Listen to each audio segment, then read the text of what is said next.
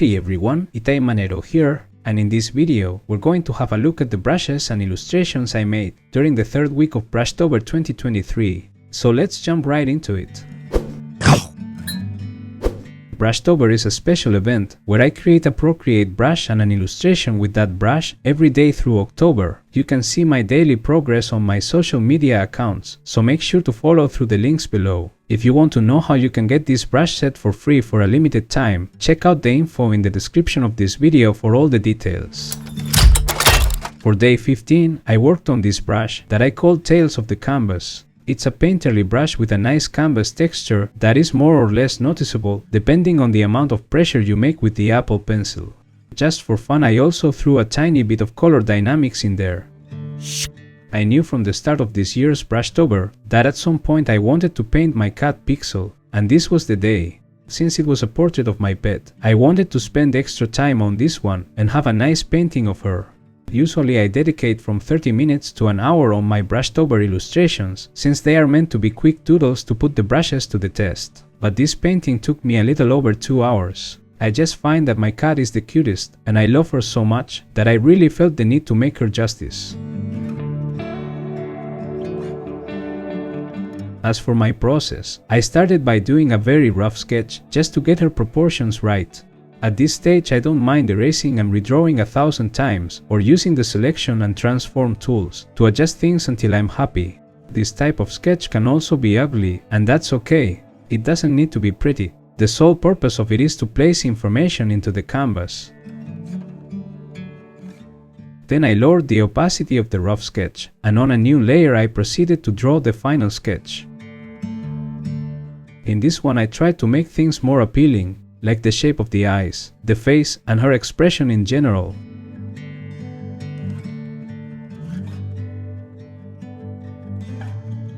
I also made any minor corrections needed before I started painting.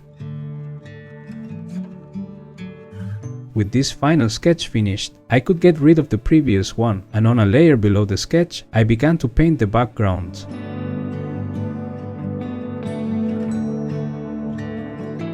Since the background in my photo reference was out of focus, I painted things in a very loose and undefined way. I didn't paint any details at all. I almost just threw colors and simple shapes in there. I find that this approach is way better than painting normally and then using the blur filter. This way feels much more in tune with the painterly style of the whole thing. A blur filter would have felt too digital and out of place in this case.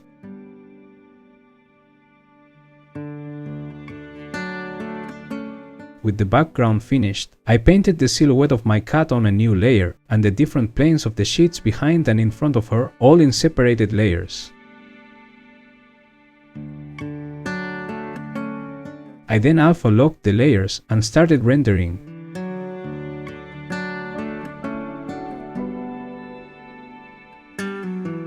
To make things easier to render when it came to my cat, I decided to divide her fur in two parts, the light ones and the dark ones.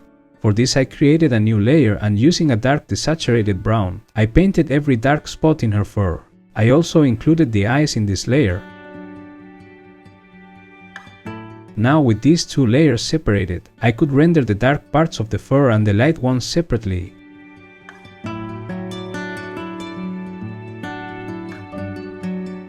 From here I basically continued rendering and detailing more and more, being careful to capture the right colors, the highlights in her eyes, and all the small details in the fur.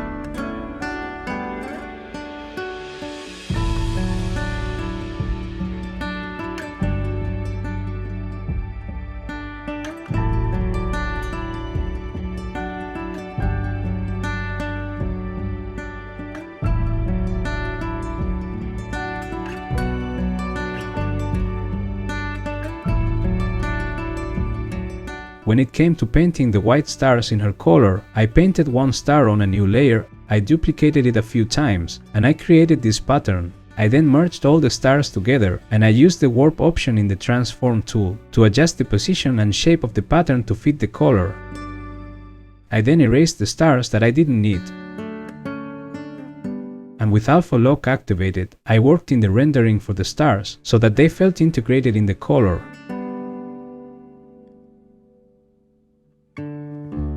I continued adding details in her fur and the rendering of the bed sheets.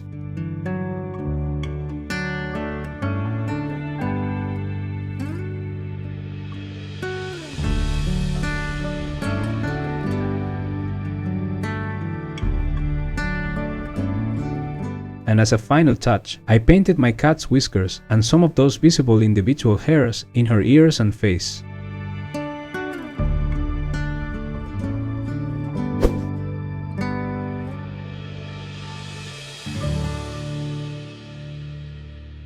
On day 16, I made this brush that has an amazing texture that follows your stroke. It feels painterly while fun and playful. I called this brush Whisper of the Warp. After the intensity and hard work on my previous painting, I wanted to paint something easy and chill. I found this nice photo reference by Philip C.R.N. Sevic that really spoke to me. I loved the blue colors in the trees in the distance and how they blended with the sky.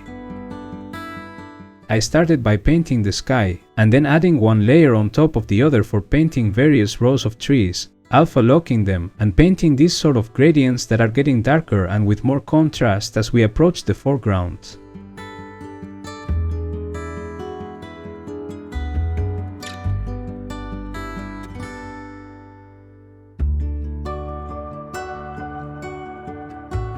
At the end I added a couple of finishing details, like these vertical lines hinting at tree barks, and a few birds in the sky that weren't in the reference, but I feel add something to the image.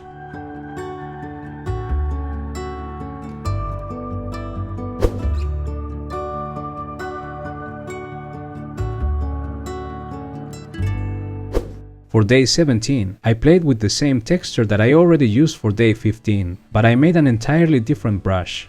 This one is more cloudy, and the texture is more subtle. It also feels rough, like an old piece of cloth. I called this brush Pixelation Nation just because the texture reminds me of a grid of pixels. I struggled a bit with my illustration for this day. In one hand, I wanted to do another Halloween piece, and I wanted to draw some pumpkins, but I didn't want to repeat myself as I already painted some pumpkins last week. So I ended up coming up with the idea of a bunch of scary pumpkins growing out of a dead tree. Don't worry, I know pumpkins don't grow from trees, but I found this idea creepy for some reason. I planned the concept by doing a rough sketch, where I could explore what I wanted to draw exactly. I couldn't help myself and I ended up throwing some goofiness in there and draw a stupid looking pumpkin with glasses that only has a couple of teeth at the top of its mouth. My idea was that maybe these pumpkins were alive and scaring people as they walked by the tree in Halloween. Once I was happy with my sketch, I lowered the opacity and inked the final lines on a layer on top.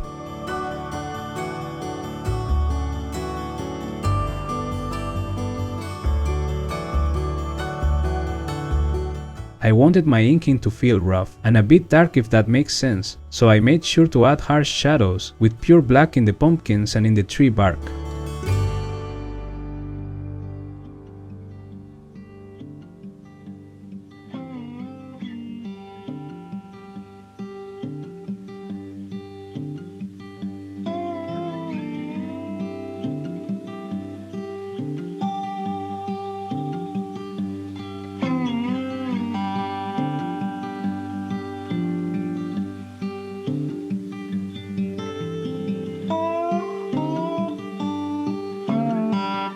As for the coloring, I kept it simple and played with some gradients with visible brush strokes.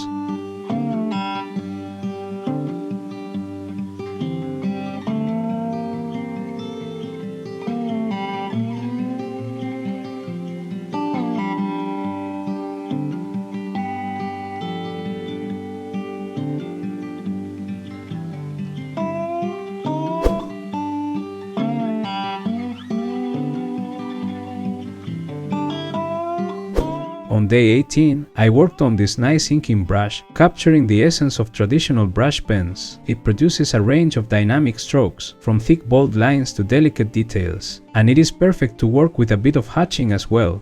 I called this brush the Ink Conspiracy. For this illustration, I thought it would be fun to focus on drawing a hand, so I pulled out my phone camera and took a photo of my own hand at that moment for reference.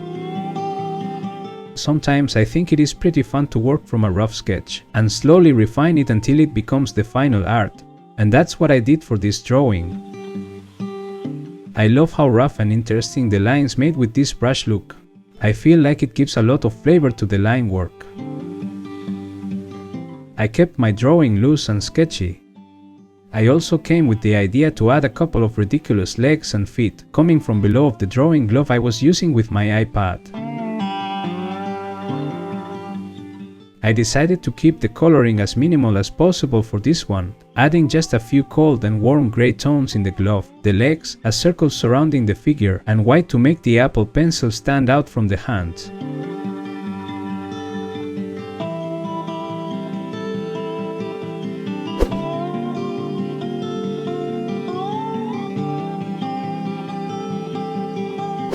On day 19, I had an idea for a square-shaped brush that has a painterly texture inside, but it keeps the edges of your strokes very rectangular. As a fan of the Red Dead Redemption 2 video game, I came up with the name Squared Square Redemption for this one. Since I was working with this parody name of the Red Dead Redemption title, I thought it was only fair to make some kind of fan art of the game, but with a twist. My main protagonist would be a square character dressed up as a cowboy. I took inspiration from this promotional image from the game, mainly for the idea and for the color palette. I have to say, I don't do fan arts frequently, but I had a lot of fun with this one. I made sure to make my own pose and to give it my own style, experimenting with thick and bold lines. Again, I first worked on a rough sketch, and I made the final inking on a new layer. Then I played with the simple yet powerful color palette to bring the illustration to life.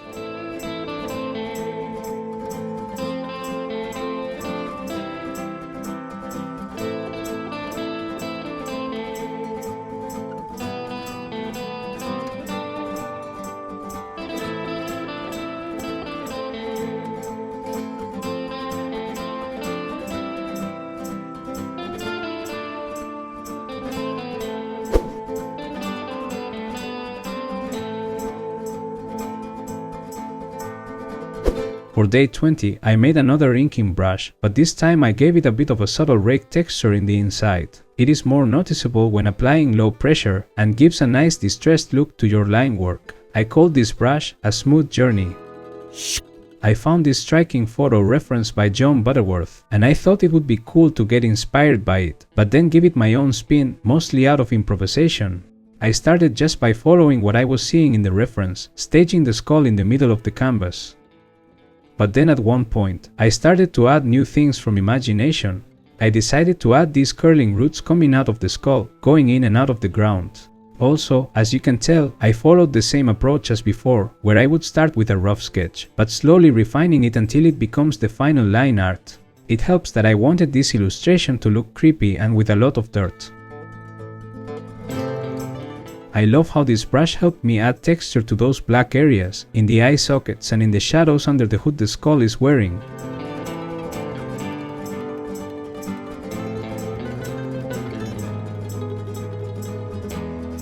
I added some more detail to everything.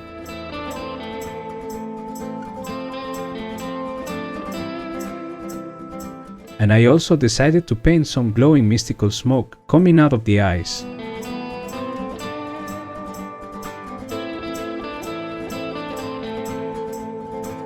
As for the coloring, I took inspiration from the Hellboy comics, when they add this super minimalistic coloring to Mike Mignolo's artwork, that just works so great.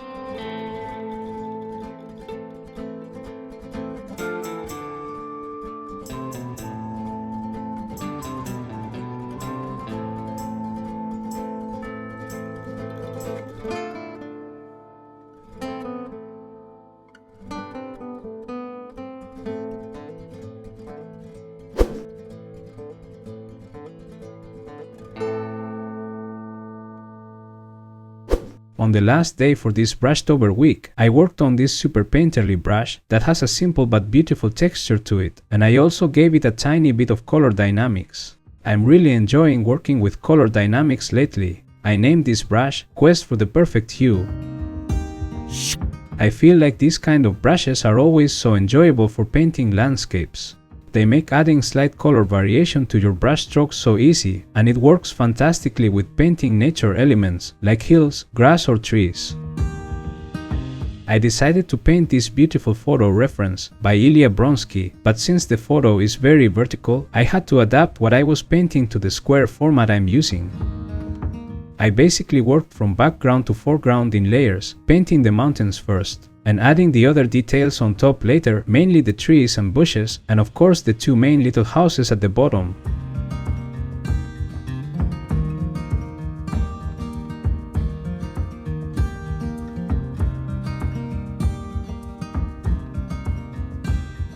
Then I started detailing each of these layers, making sure to paint those different color patches on the hills and the multiple colors in the trees.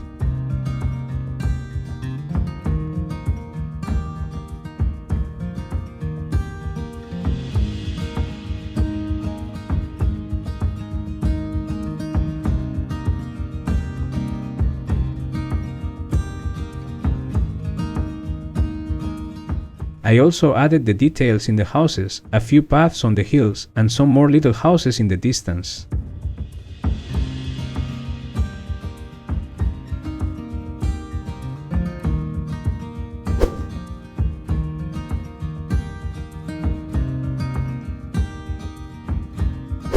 And this is it for today. These are the 7 brushes I did this week for my Brushtober Challenge 2023. Let me know in the comments which of these brushes was your favorite so far.